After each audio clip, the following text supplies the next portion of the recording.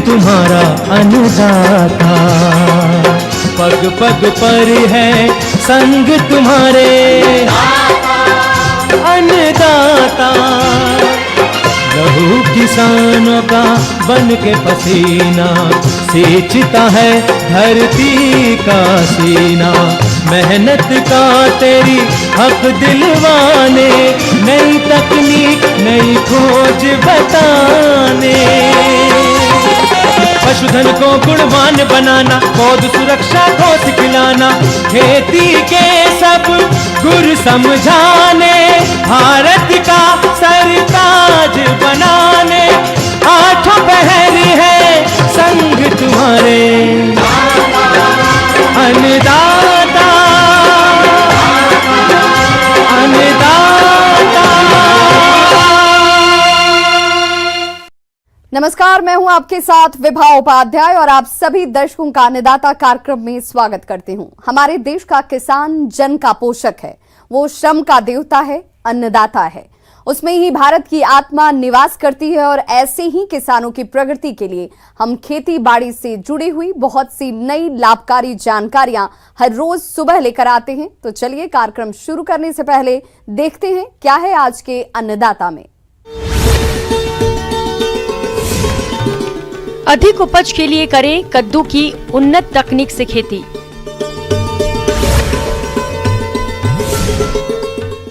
खरगोश पालन से बढ़ेगी किसानों की आमदनी।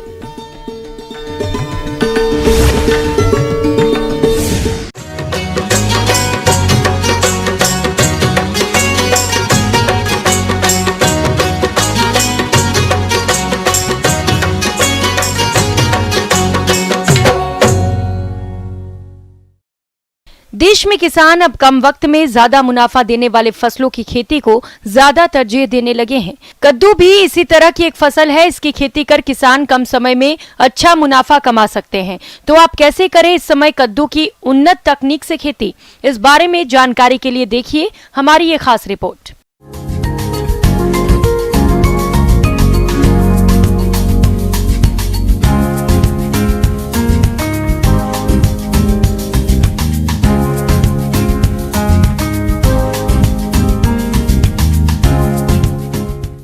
किसान भाइयों, कद्दू की फसल के लिए शीतोष्ण और समशीतोष्ण जलवायु को अच्छा माना जाता है। हमारे देश में कद्दू की खेती बारिश के मौसम में की जाती है, लेकिन गर्मियों का मौसम कद्दू के पौधे की वृद्धि के लिए अच्छा माना जाता है। इसके अतिरिक्त बीजों के अंकुरन के लिए 20 डिग्री तापमान और फलों की अच्छी वृद्धि के लिए 25 से 30 डिग्री के तापमान को अच्छा माना जाता है। इसलिए यदि आपके पास सिंचाई जल की भरपूर व्यवस्था है तो आप गर्मी के मौसम में कद्दू की खेती करके कम समय में अच्छा लाभ प्राप्त कर सकते हैं। कद्दू की फसल से अधिक उत्पादन लेने के लिए उन्नतशील प्रजातियों का चयन करना जरूरी होता है। तो इनमें प्रमुख है पूसा विश्वास, काशी उज्जवल, DAGH 16, काशी धवन, पूसा हाइब्रिड 1 इत्यादि। आप इनमें से किसी भी किस्म का चयन करके कद्दू का अच्छा उत्पादन ले सकते हैं।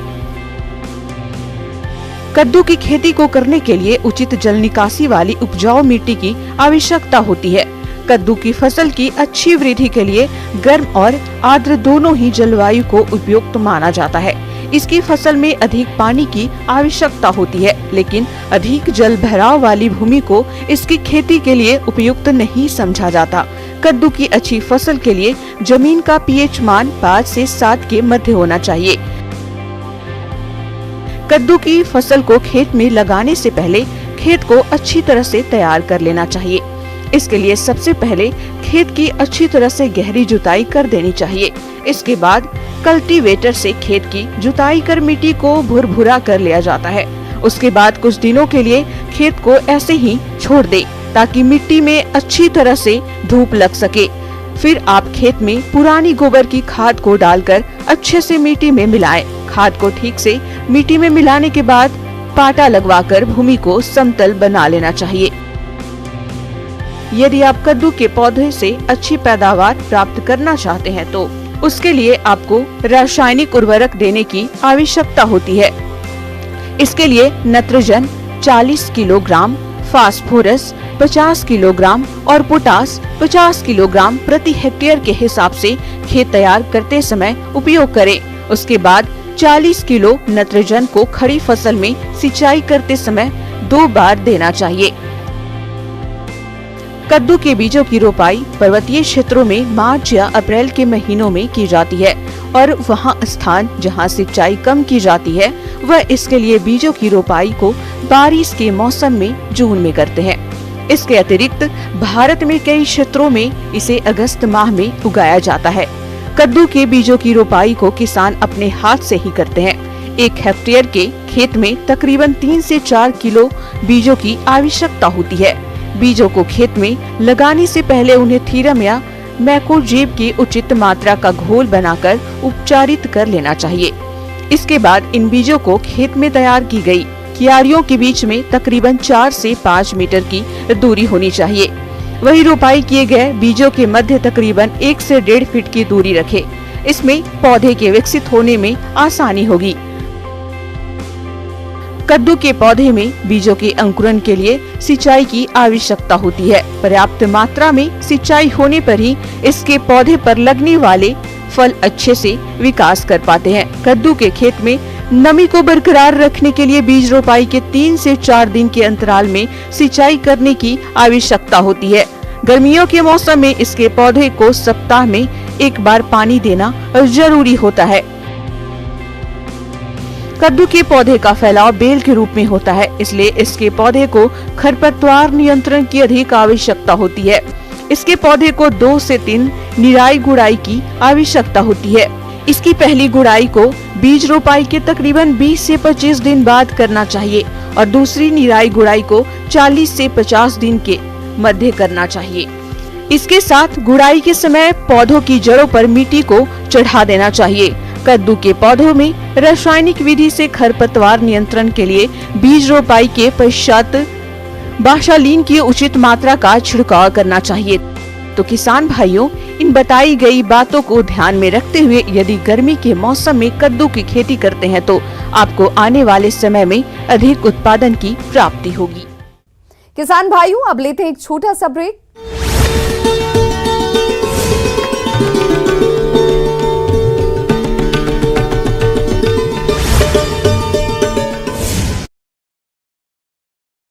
की तरफ मुड़ गए। जो पहले सिविल लाइन फाटक की तरफ थे, अब सहकार भवन सर्कल की तरफ जो है वो आगे बढ़ गए। पुलिस ने जिन लोगों ने पथराव किया उन पर जो है वो हल्का बल प्रयोग जो है वो पुलिस द्वारा किया गया, लेकिन अब इन्होंने जो बीजेपी के कार्यकर्ता हैं इन्होंने जो है वो रास्ता चेंज कर लिया और अब सहकार भवन सर्कल की तरफ वापिस मुड़ गए। तमाम जो नेता हैं वो सहकार भवन सर्कल की तरफ मुड़े हैं और वहाँ पर जाके प्रदर्शन जो है वो किया जाएगा। एक बैरिकेड जो है वो इनके द्वारा तोड़ा गया था और हालांकि बड़ी संख्या में पुलिस बल जो है वो इस वक्त मौजूद है, लेकिन उसके बावजूद कार्यकर्ता जो है वो मानने को तैयार नहीं है। किस तरफ बढ़ रहे हैं सर? सहकार भवन सर्कल पर जो है वो प्रदर्शन के लिए सहकार भवन सर्कल की तरफ जो है वो बीजेपी कार्यकर्ता आगे बढ़ गए। आपको तस्वीरों के माध्यम से दिखाना चाहेंगे किस प्रकार से बड़ी संख्या में कार्यकर्ता जो है वो आगे बढ़े हैं, हाथों में तख्तियां लेकर ये तमाम कार्यकर्ता जो है वो आगे बढ़े हैं।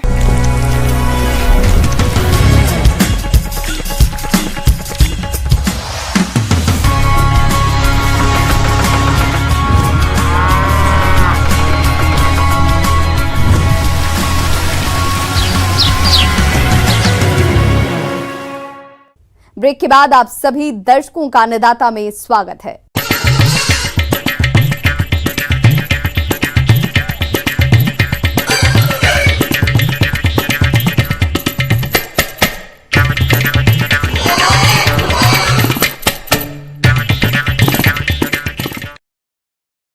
आज भारत में खरगोश पालन के प्रति किसानों का रुझान तेजी से बढ़ रहा है। भारी मुनाफे को देखते हुए इस बिजनेस को गांव के पढ़े लिखे नौजवान भी बेझिझक अपना रहे हैं।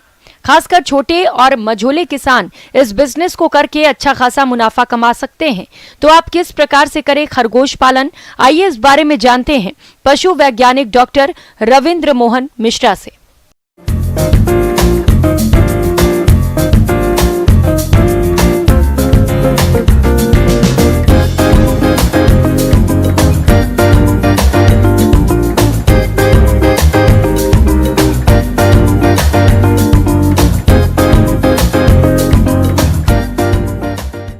किसान भाइयों नमस्कार। पशुपालन में खरगोश पालन एक नया तो नहीं कहेंगे, एक पुराना विषय है, लेकिन यह एक ऐसा विषय है जब किसान इसको अपनाते हैं तो काफ़ी लाभ प्राप्त कर सकते हैं। हम अपने घर में, हम अपने घर के पिछवाड़े में या हम अपने बड़े फार्म में भी इसका पालन कर सकते हैं। खरगोश चूँकि बहुत ही प्यारा पशु है और इसको मुख्यतः मांस के लिए एवं इसको ऊन के लिए, रेशे के लिए और चमड़े के लिए पाला जाता है। अब प्रजातियों की अगर बात करें तो प्रजातियां ऐसी आप रखेंगे जो आपको बाजार में मूल्य दें और उसको बेचने में आसानी हो। आमतौर पर खरगोश की 2 प्रकार की नस्लें होती हैं। पहली मांस उत्पादन के लिए, दूसरी ऊन उत्पादन के लिए। मांस वाली प्रमुख नस्लों में है जैसे New Zealand white, Soviet chinchilla, black giant, grey giant इत्यादि प्रमुख हैं। खरगोश पालन के लिए स्थान का चुनाव जलवायु, खरगोशों की संख्या और उपलब्ध सुविधा आदि के अनुसार करना चाहिए। स्थान का अधिकतम तापमान 15 से 20 डिग्री सेल्सियस के मध्य होना चाहिए। खरगोश पालन के लिए ऐसे स्थान का चुनाव करें जहां रोशनी की अच्छी व्यवस्था हो। खरगोश पालन के विभिन्न पहलू पे अगर हम लोग बात करें तो एक सबसे इम्पॉर्टेंट है नस्ल का चयन। आप उन्नत नस्ल का चयन करेंगे। दूसरा जो इसका बिंदु है इसके आहार प्रबंधन पे।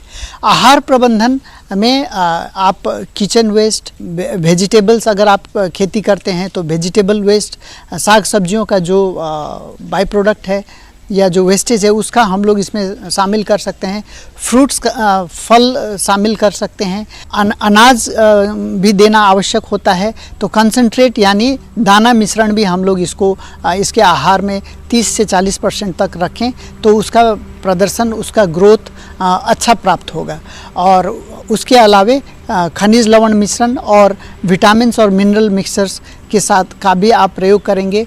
हल्की नमक भी उसमें डालेंगे तो 2% मिनरल मिक्सर, 1% नमक, कार्बोहाइड्रेट यानी ऊर्जा के स्रोत करीब 70% एवं प्रोटीन के स्रोत 20 से 25% अगर आप लेके चलते हैं तो आप अच्छा दाना मिश्रण तैयार करके इसका पालन कर सकते हैं। खरगोशों को पिंजड़ों में रखना व्यावसायिक दृष्टि से लाभदायक है। पिंजड़ों के माध्यम से खरगोशों को शेड बनाकर घर के पिछवाड़े या आंगन में आसानी से रखा जा सकता है। पिंजड़ों को जमीन से लगभग 1 मीटर की ऊंचाई पर रखा जाना चाहिए ताकि उनके नीचे से मलमूत्र की सफाई ठीक प्रकार से हो सके। अधिक संख्या में पिंजड़े होने पर उन्हें एक के ऊपर एक करके बांस या बल्लियों के सहारे रखा जा सकता है। पिंजड़ों के बीच मलमूत्र को दूसरे पिंजड़ों पर गिरने से बचाने के लिए ट्रे लगाने के लिए आवश्यक जगह छोड़ दें। खरगोश के पिंजड़े का आकार 60 सेंटीमीटर गुना 45 सेंटीमीटर गुना 45 सेंटीमीटर का होना चाहिए। ब्याने वाली मादा का पिंजरा 90 सेंटीमीटर लंबा होना चाहिए। प्रसूति हेतु प्रयोग होने वाले नेस्ट बॉक्स का आकार 60 सेंटीमीटर गुना 35 सेंटीमीटर गुना 22 सेंटीमीटर होना चाहिए।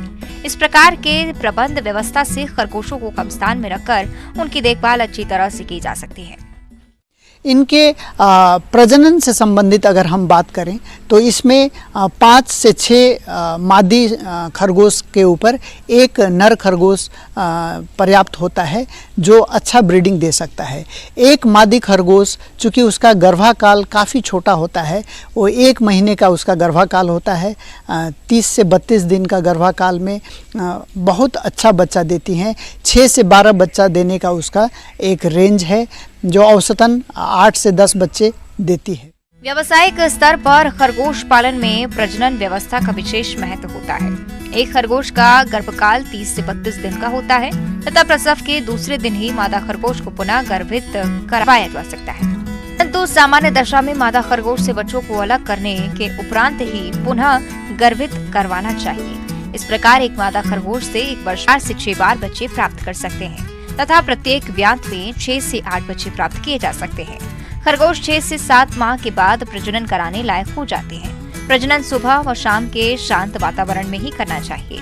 मीटिंग के लगभग 14 से 16 दिन पश्चात मादा खरगोश का भ्रूण परीक्षण कर लेना चाहिए। और उसके जो चैम्बर में उसका जो कक्ष है उसमें एक छोटा बक्सा नुमा ज़रूर रख देंगे ताकि जब बच्चा होने के बाद उसमें हम लोग रख सकें बच्चों को। बच्चे में ग्रोथ बहुत तेज़ी से होता है और बच्चे जैसे ही 20-25 दिन के होते हैं तो वो मुलायम घास खाना प्रारंभ कर देते हैं। तो उनको मुलायम घास, साग सब्जी, फल एवं हम लोग दाना मिश्रण के साथ उनका पालन करेंगे। साफ़ सुथरा आवास हो, उसका रखरखाव सही हो, नियमित रूप से सफाई हो, तो आप बहुत सारी रोग बीमारियों से बचा सकते हैं। 6 से 8 सप्ताह की उम्र में ये करीबन 1.5 किलो के शरीर भार में आ जाते हैं और 5 से 6 महीने में ये लोग मार्केट वेट पे आ सकते हैं, मैच्योरिटी में आ सकते हैं। एक खरगोश जो परिपक्व है, जिसका वज़न 3 से 4 किलो हो चुका है, उसको हम लोग मार्केट में 500-600 रुपया तक में भी बेच सकते हैं। तो आप सोच सकते हैं कि एक अच्छी आमदनी का स्रोत खरगोश साबित हो सकता है। तो किसान भाइयों, अपने इस नए व्यवसाय को आप अपना के स्वरोजगार की तरफ आप अग्रसर हो सकते हैं। आगे और भी हैं खेती बाड़ी से जुड़ी हुई बहुत सी रोचक जानकारियां। यहां रुकेंगे एक छोटे से ब्रेक के लिए।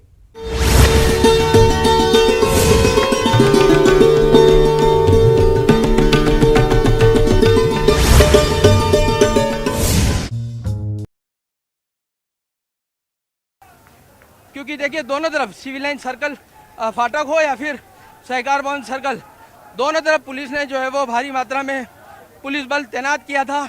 लेकिन इस बीच रास्ते में जो पुलिस की गाड़ियां थी उन पर पथराव जो है वो किया गया है और अब ये कार्यकर्ता, समर्थक, नेता अब सहकार भवन सर्कल की ओर बढ़ चुके हैं। तो वहाँ पर किस प्रकार का ये लोग प्रदर्शन करते हैं ये देखने वाली बात होगी। लेकिन बड़ी संख्या में जो है वो बीजेपी के तमाम कार्यकर्ता, नेता इस वक्त मौजूद हैं। धरना स्थल पर बीजेपी के दिग्गजों ने अपने कार्यकर्ताओं को संबोधित भी किया था। मुख्य बात क्या कही थी? जाहिर तौर पर शांतिपूर्ण मार्च की बात कही होगी। क्या उनको निर्देश दिया गया था और क्या इस दौरान जब ये कार्यकर्ता जा रहे हैं, बीजेपी के बड़े नेता भी मौजूद हैं, इसमें अगुवाई कर रहे हैं? जी बिल्कुल, देखिए जब न्यूज़ 18 राजस्थान ने राजेंद्र राठौड़ से बात की थी तो उन्होंने साफ तौर पर कहा था कि गांधीवादी तरीके से जो है वो ये आंदोलन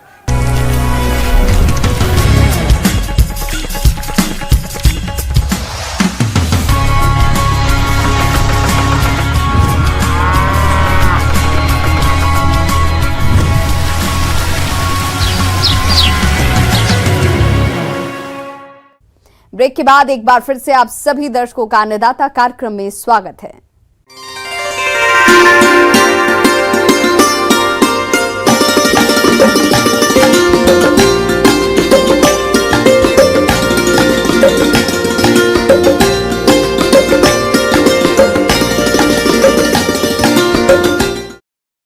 ग्लेडियोलस एक बहुत ही सुंदर फूल है जो सबसे ज्यादा लोकप्रिय फूलों में से एक है। भारत में ग्लेडियोलस व्यावसायिक कट फ्लावर बन गया है, इसीलिए ग्लेडियोलस की मांग दिन प्रतिदिन बढ़ती जा रही है। तो ग्लेडियोलस के फूलों से अधिक पैदावार लेने के लिए आप किन किन बातों पर विशेष ध्यान दें, इस बारे में जानकारी दे रहे हैं बागवानी विशेषज्ञ डॉक्टर परमवीर सिंह।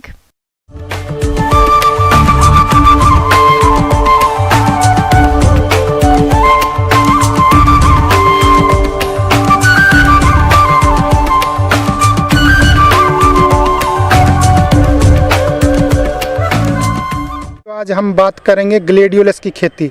ग्लेडियोलस की खेती बहुत अच्छी एक खेती हो सकती है और ये ज़्यादा समय की खेती भी नहीं है। ये आपका 3 से 4 महीने में ख़त्म हो जाने वाली खेती है। फिर इससे बात करें तो लाभ की, इससे क्या लाभ हो सकता है किसान को, तो इसमें सबसे बड़ा लाभ ये है कि हम इसको एक तरह से नगद क्रॉप है ये, और इसको जब भी लगाएं हम स्केटर लगाएंगे तो मार्केट में तुरंत इसको हम बेच सकते हैं। सबसे बड़ा फ़ायदा इसका यही है, इसको अगर स्केटर्ड यानी छोटे थोड़े हिस्सों में लगाएं तो हम इसको खेती मार्केट में आराम से बेच सकते हैं।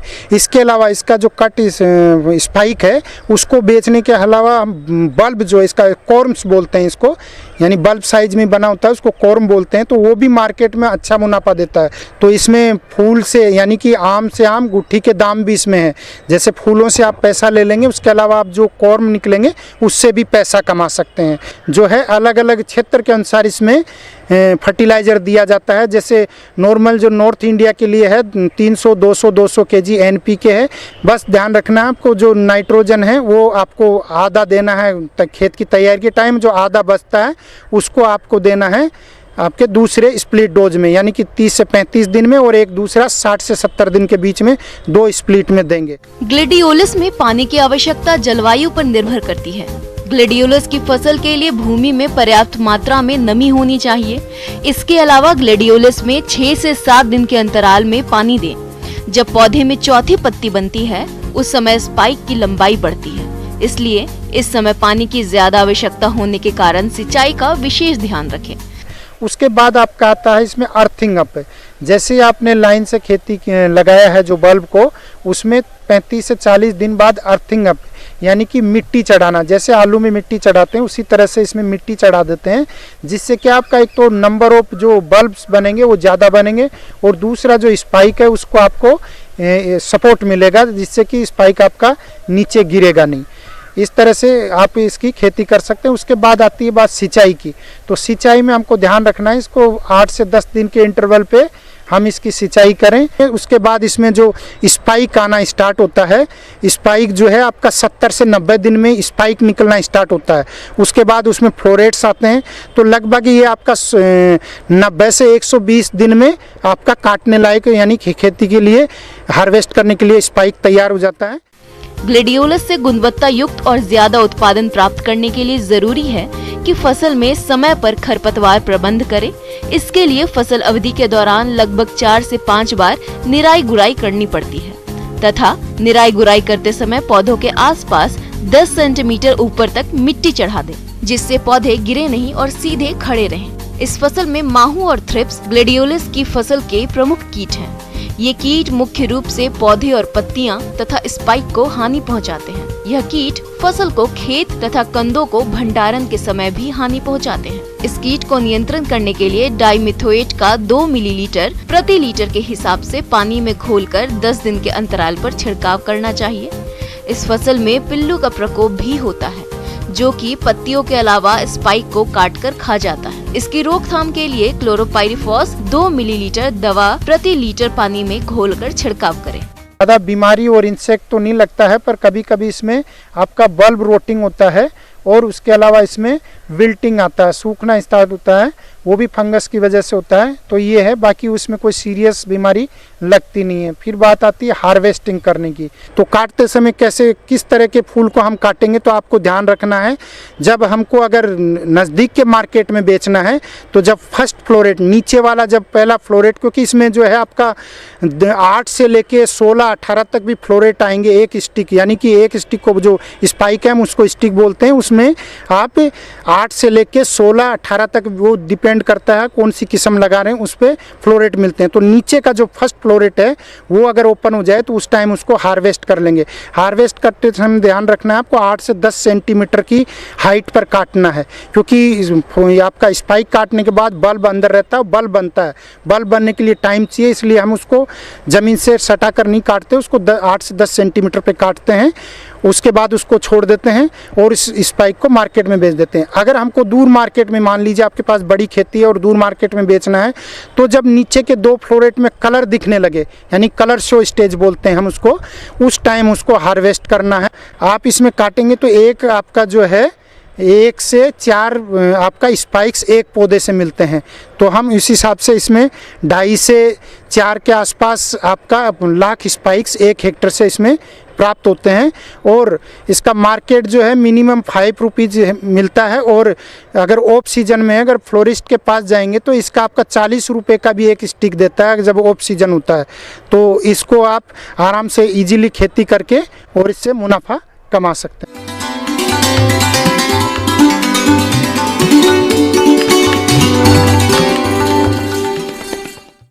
आइए जानते हैं अन्नदाता निःशुल्क फोन के माध्यम से पूछे गए समस्याओं का समाधान।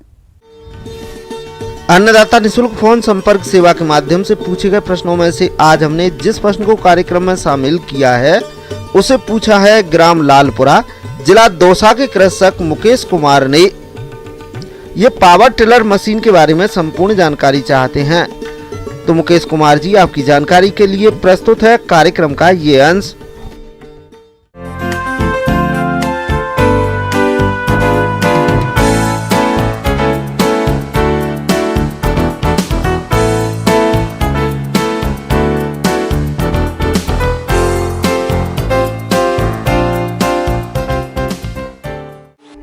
आधुनिक भारत में खेती करना सबके बस की बात नहीं रह गई है। बढ़ते तेल की कीमतों और खेतों की महंगी जुताई सिंचाई में अधिक पैसे खर्च करने पड़ते हैं। हालांकि उन किसानों को अब परेशान होने की कोई जरूरत नहीं है।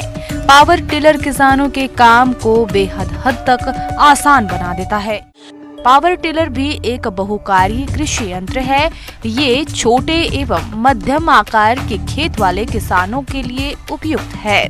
पहाड़ी और ढालू जमीन में एवं छोटे आकार के खेत के लिए ये कृषि यंत्र काफी उपयोगी है। ये 6 इंच की गहराई में रोटावेटर की तरह मिट्टी की जुताई और महीनीकरण एक साथ करता है। इससे खेत की पहली जुताई से लेकर खरपतवार उन्मूलन, सिंचाई, कटाई, मड़ाई, सफाई और ढुलाई तक का काम आसानी से किया जा सकता है। पावर टिलर बेहद हल्का होता है। इसे कहीं भी आसानी से ले जाया जा सकता है या फिर लाया जा सकता है। पावर टिलर डीजल और पेट्रोल दोनों से चला सकते हैं। ये दाम में भी कम है, जिसे छोटे किसान भी खरीद सकते हैं। कृषि उत्पादन बढ़ाने के लिए कृषि में यंत्रीकरण का बेहद ही महत्वपूर्ण योगदान है। यंत्रीकरण से उत्पादन और उत्पादकता दोनों बढ़ती है। यंत्रीकरण से कम समय में अधिक कार्य कुशलता के साथ किए जा सकते हैं। इस यंत्र पर मिलने वाले शासकीय अनुदान के लिए किसान अपने नजदीकी कृषि विभाग या ऑनलाइन आवेदन कर सकते हैं।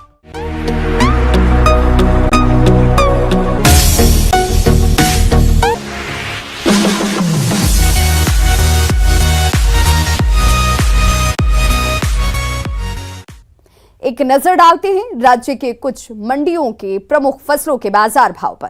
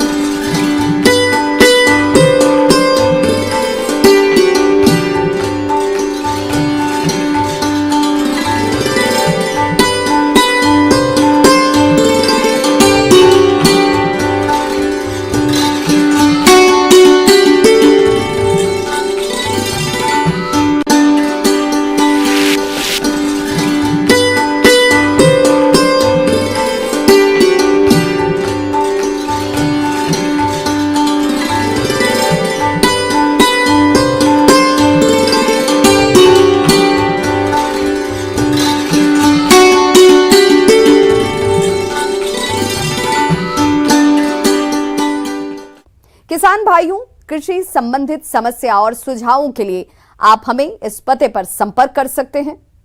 प्रोड्यूसर अन्नदाता, news 18 Rajasthan, Ramoji film city, Hyderabad 501512। साथ ही आप हमें ईमेल भी कर सकते हैं। हमारा ईमेल है p18annadaata@nw18.com। इसके अतिरिक्त आप हमें निःशुल्क हेल्पलाइन नंबर 1800889216 पर सोमवार से शनिवार सुबह 10 बजे से शाम 4 बजे के बीच संपर्क भी कर सकते हैं। अब समय हो रहा है आपसे विदा लेने का। कल फिर होगी मुलाकात कृषि से जुड़ी महत्वपूर्ण जानकारियों के साथ। नमस्कार।